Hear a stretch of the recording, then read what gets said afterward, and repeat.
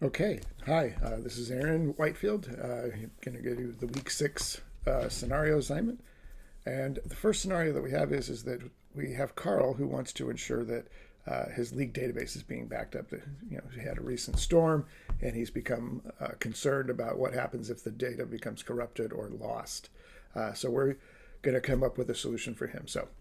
So Carl, I understand your concerns, and I thought about it. In what I would recommend for your data recovery plan is that we know we want to back it up on a regular basis so that you don't lose data, but we also know that storage costs are a concern. So we want to keep the amount of space that you're using down to a minimum. So what I would recommend is that we initially do a full backup of your database, put that in storage so gives us a place to start.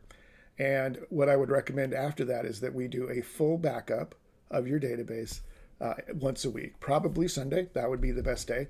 But this would give you the ability to have a full backup of your database every 7 days. And that's pretty much the minimum that I would recommend as far as making sure we're doing a full backup.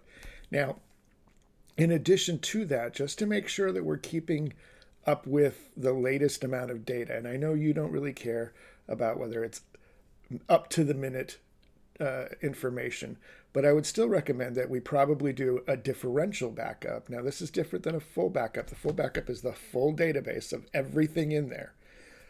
But a differential backup only backs up the information from the last time that it did a differential backup till right now.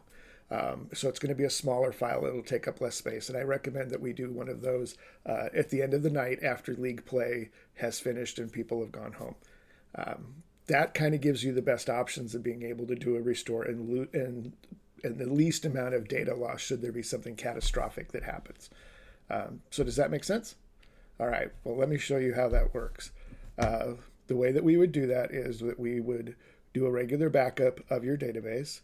Now, what you can see here is that, let me get rid of those because I want to show you the test. We have a database called Bowling for Karl. This is your database, and it's got all of the information that you would need.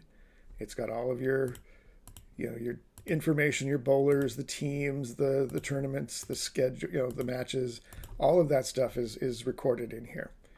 So let's say that we do a full backup of your database.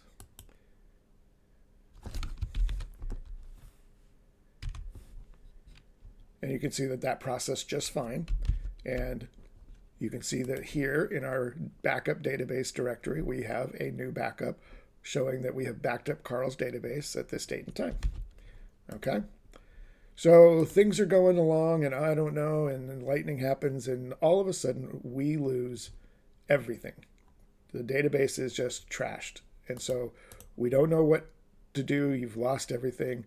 Let's just simulate that by deleting the database. So we're going to delete the database. I'm going to lower this window a little bit so we can see it better.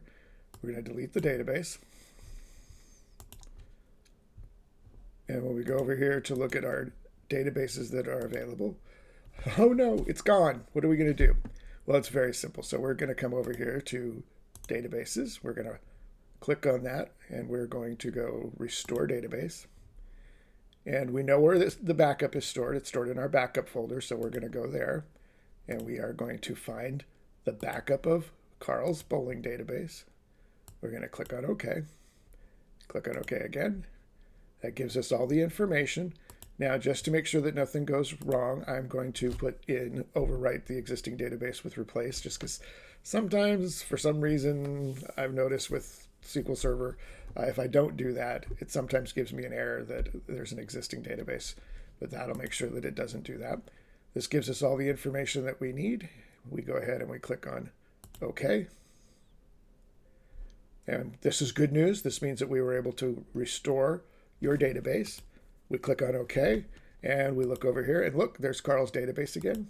And if you go in here, we'll show all of the tables in. We can see that we have the bowler scores, the bowlers, everything that we had before is now back in the database. So just very simple, doesn't take up a huge amount of storage. Basically, you would have, at most, you'd have a main backup file, and then you would have 6 differential files for Monday through Saturday, and then it would do the full backup on Sunday. I think that's the best option for you, Karl. Thanks.